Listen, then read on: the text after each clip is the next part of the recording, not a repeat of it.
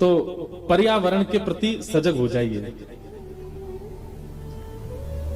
किसी वैष्णव की आज्ञा से आप तिलक धारण करने लग गए, वैष्णव की आज्ञा से आप नाम जप करने लग गए, वैष्णव की आज्ञा से आप रज धारण करने लग गए, वैष्णव की आज्ञा से आप राधा राधा राधा नाम उच्चारण करने लग गए, उसी वैष्णव की आज्ञा है पर्यावरण के प्रति थोड़े पवित्रता का ध्यान दो।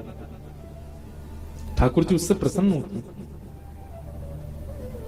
पर्यावरण के प्रति सजगता और गौ सेवा के प्रति सजगता। हम एक बात और कहते हैं कथा में, अगर किसी व्यक्ति को गौ सेवा से घृणा होती है ना, या गोबर से, गौमूत्र से, गैया से थोड़ा भय लगता है, तो ये समझ जाओ जाकू गैया पे डर लगे ना, ठाकुर जी को बातें डर लगे। जो गैया के मारे डर जाए ना, ओ गैया आ गई भागो, ऐसे ही वो व्यक्ति जब ठाकुर जी के पास जाता हो, ठाकुर जी को ओ भैया डर लग रहा भागो, ये मेरी गैया से डर है, मुझे यहाँ से डर लगे। और जिस प्रकार गौ गोबर से जिनको दुर्गंध का अनुभव होता है, गौमूत्र से दुर्गंध का अनुभव होता है, ठाकुर जी को उनसे दुर्गंध का अनुभव होता है। इसलिए गौ सेवा और पर्यावरण सेवा, ये दो सेवा चित्त में लेकर के आइए, तभी ठाकुर जी आपसे प्रेम करेंगे।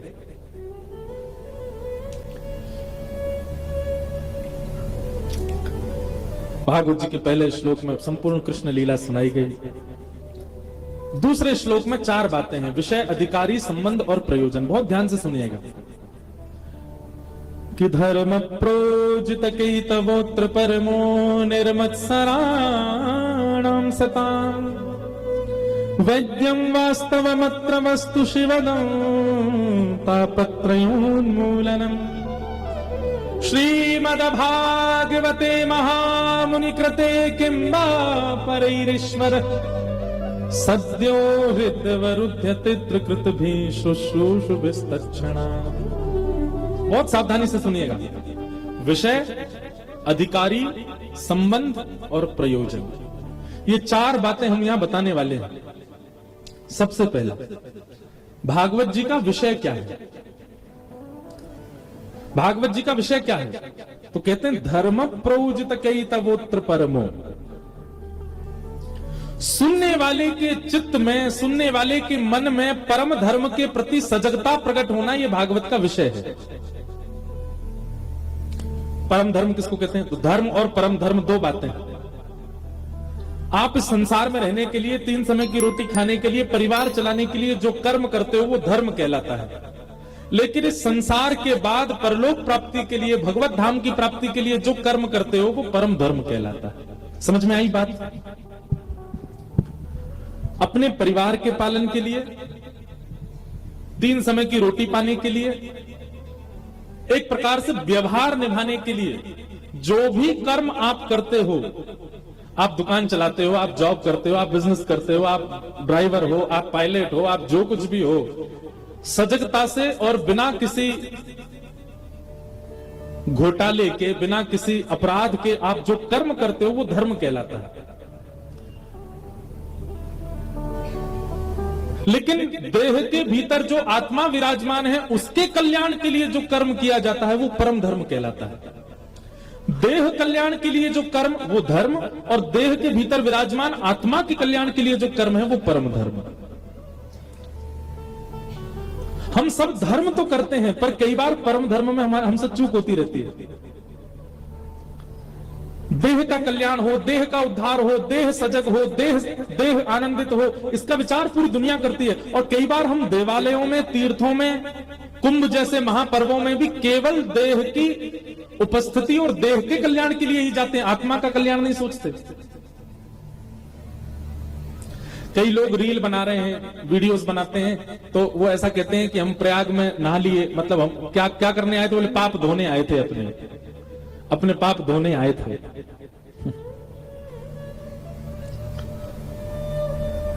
आप प्रयागराज कुंभ गए और संगम में स्नान करने के बाद भी वैसे ही हो जैसे पहले थे, तो फिर आपके कोई पाप नहीं धुले।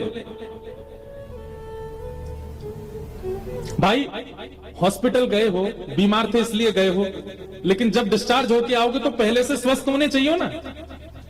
अगर आप डिस्चार्ज हॉस्पिटल से होकर के आए और जैसे पहले थे वैसे ही हो, अभी भी खांसी गई नहीं, अभी भी नींद नहीं आ रही, अभी भी मन खराब हो रहा है, अभी भी बुखार आ रहा है, तो फिर आपका हॉस्पिटल जाना बेकार था।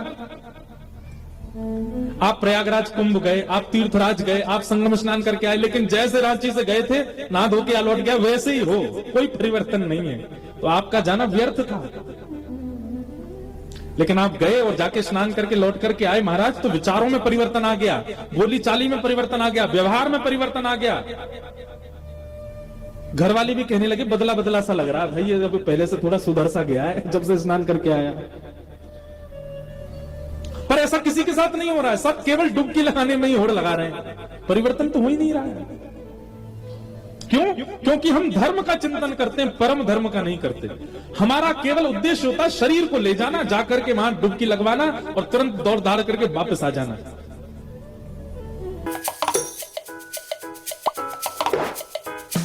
कॅनवा हृदयापासून डिझाईन पर्यंत। यार ये हम कैसे भूल गए? किससे शुरू करना होगा? वहीं से शुरू होगा। अब सबको मिलेगा ऐप से शुरू करके योनो नेट बैंकिंग पे कंटिन्यू करने का पावर। न्यू योनो देता है ओमनी चैनल बैंकिंग का power to every Indian. Brought to you by SBI, the banker to every Indian. यही संगम स्नान कथा सुनने के बाद जाओगे तो आप धर्म की भावना से नहीं, परम धर्म की भावना से जाओगे। आप यह विचार करके जाओगे कि मुझे परिवर्तन के लिए जाना है, मुझे विचारों की शुद्धि के लिए जाना है। एक बार में बजा लो सब लोग। हाँ बस, आधे उन्हें बजाई, आधे यहां बजा रहे, समझ में आई वही बजा रहे। अब देखो कल बहुत हृदय विदारक घटना हो गई, कल या परसों दिल्ली में कितने सारे लोगों ने भागदौड़ मचा दी रेलवे स्टेशन पर। क्यों? सब धर्म का चिंतन करते हैं, उनको ये देह हमारा पहुंच जाए, कैसे लटक के पहुंचे, चढ़ के पहुंचे, कैसे भी पहुंचे। परम धर्म का भाव होगा ना तो आप शांत रहोगे, आपके अंदर मचलन नहीं होगा, आप चंचल हृदय के नहीं होगे, आप शांत स्वभाव के हो जाओगे।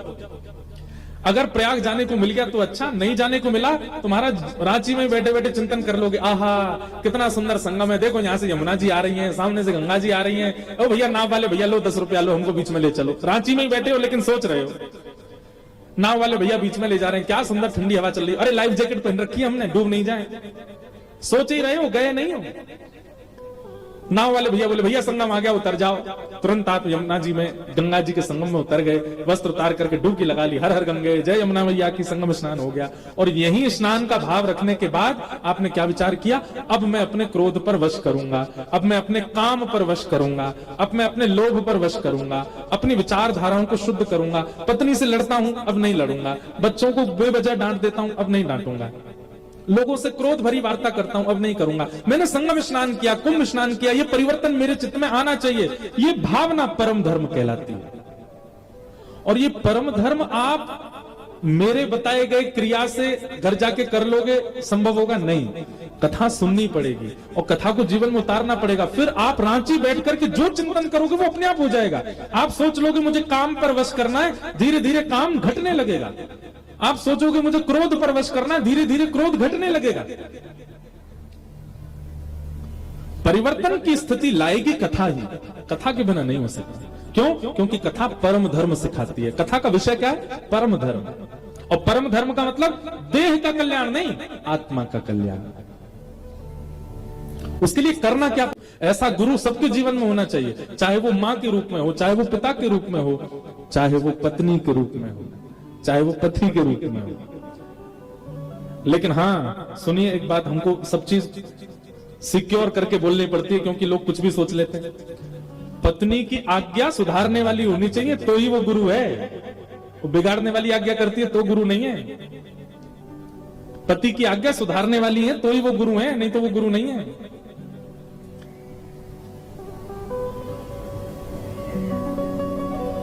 गुरु, गुरु शब्द का अर्थ क्या? गु कहते हैं अंधकार को और रू कहते हैं निवृत्ति को।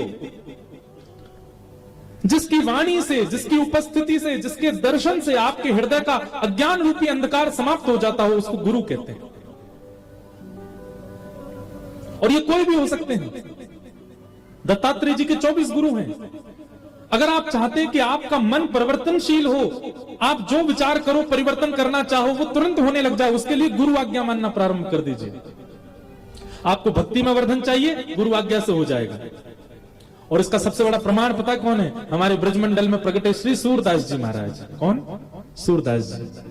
सूरदास जी के पास नेत्र नहीं थे, जन्म से ही नेत्र नहीं थे। कहीं कहीं कथा ऐसी आती कि वो जन्म के बाद नेत्र थे, पर उनको कुछ बीमारी हुई जिसके बाद उनके नेत्र चले गए।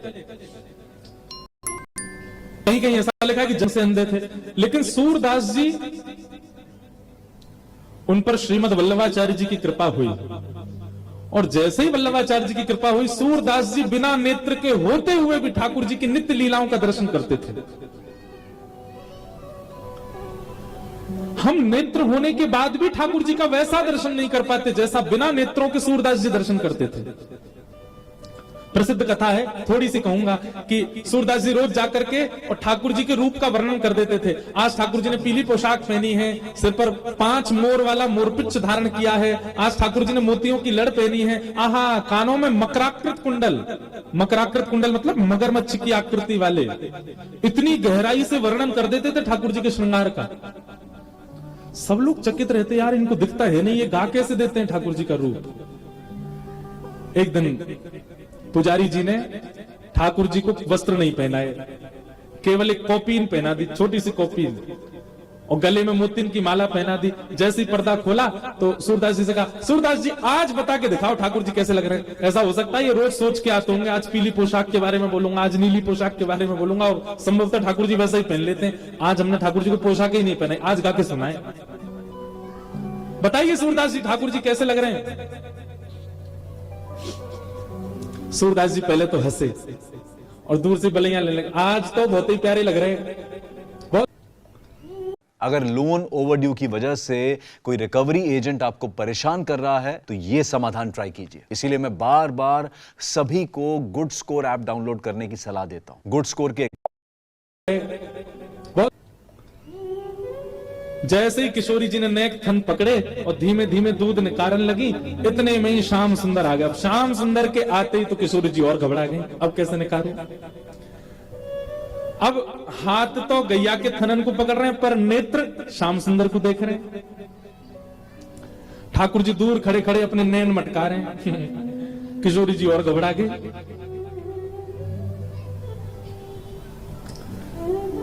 दूध निकाल रही है पर पात्र की जगह नीचे गिर रहा है। इतने में सब सखी बोली, अरे श्यामाजू आप ते ना है पाएगो, रहन दो, छोड़ दो। किशोरी जी बोली, ना है मुंह को बाल्टी भर के दूध ले जानो है, अगर नहीं लेके गई तो कीर्ति मैया बहुत डांटेंगी। तो ठाकुर जी बोले, देखो एक काम करो, आप पीछे खड़ी रह जाओ, हम बैठ के दूध निकाल देंगे और दूध निकाल के तुम्हारी पूरी बाल्टी भर के दे देंगे, जाके कीर्ति मैया दे दियो। अब कीर्ति मैया कहा पता कौन ने निकालो, मैंने कि तुमने। तो किशोरी जी तो पीछे आके खड़ी हो गई। अब ठाकुर जी बैठे हैं किशोरी जी की गैया को दोहवे के काज। कौन दुहावे गैया तुम पे, कौन दुहावे गैया तुम पे, लिए रहत हो कनक दोहिनी, बैठत हो अधपैया तुम पे, कौन दुहावे गैया। सब सखियां कह रही हैं, हे श्याम सुंदर तुम पे कौन दुहावे को गैया। क्यों? बोले तुम तो 24 घंटा सोने की दोहनी, दोहनी मतलब जिस बाल्टी में दूध निकालते हैं, वह संगी लिए डोलो, तुम पे कौन दुहावे गैया। अतिरस काम प्रीत जान के, आवत खिरक दुहैया तुम पे, कौन दुहावे गैया। जैसे कोई काम आपसे नहीं बना और कोई और व्यक्ति आए, हट जा चल मैं करके दिखाता हूं, तो बाकी के लोग कहते हैं हाँ बड़े आए ये करेंगे। अब ऐसे सब ठाकुर जी को ताने मार रही हैं गोपियां, हम ये निकालेंगे दूध गैया को। तब सब सखी करिए, देखो तो सही, इत चितवत उत धार चलावत, यही सिखायो मैया। देखो तो सही, थन पकड़ रखे और देख इतकू रहे किशोरी जी के माऊ, कैसे निकालेंगे ये दूध? गुप्त प्रीत तासो करी मोहन, जो है तेरी दैया, तुम पे कौन दुहावे गैया। सूरदास प्रभु झगड़ों सीख्यो, सूरदास प्रभु झगड़ों सीख्यो, जो घर खसम घुसैया, तुम पे कौन दुहावे गैया। अब इस पद का अर्थ थोड़ा सा बता दूं।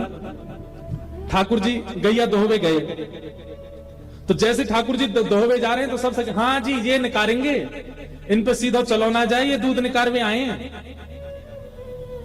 देखो तो सही, हमारे मांग देख रहे हैं और थन पकड़ रहे हैं गैया के। अरे भैया थन की ओर देखो, यहां क्या देख रहे हो? ठाकुर जी बार बार दूध निकारवे के काजे आगे बढ़े, सखीन के ताने पड़े तो ठाकुर जी ऐसे गुस्सा कर रहे हैं जैसे घर में आयो भयो कोई मेहमान गुस्सा है। मेहमान यहां पर वैसे शब्द तो है, घर में आए हुए नए नए जमाई राजा जैसे गुस्सा हो जाते हैं, ऐसे ठाकुर जी गुस्सा कर रहे हैं सखीन पे। लेकिन सूरदास जी कहते हैं सब सखीन के मुख बंद कर दिए ठाकुर जी ने। कैसे? जैसे ही थन को स्पर्श कियो, ठाकुर जी के स्पर्श करते ही थन पकड़ के चलाने नहीं पड़े, स्पर्श है अपने आप थनन से दूध निकलने लगो और दोहनी अपने आप भरने लगी और सब सखीन के मुख बंद है गए। दोहनी भर करके और ठाकुर जी ने बाल्टी उठा करके किशोरी जी को दी, ले जाओ दिखा दो अपनी कीर्ति मैया को, निकाल दियो हमने दूध और अपना नाम लगा दियो और तुमने निकारो है।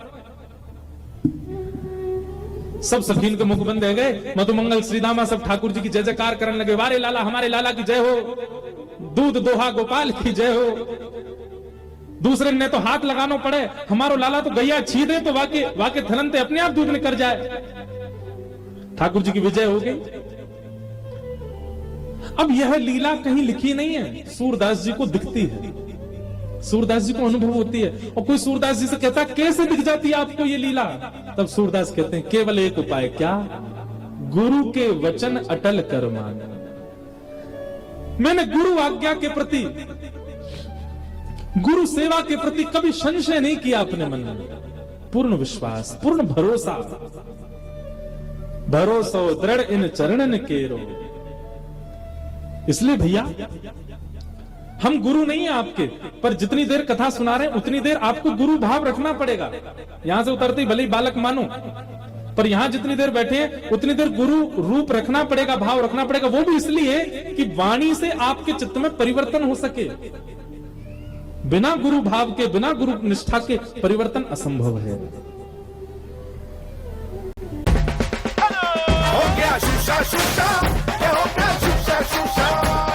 Is your food delivery this extra?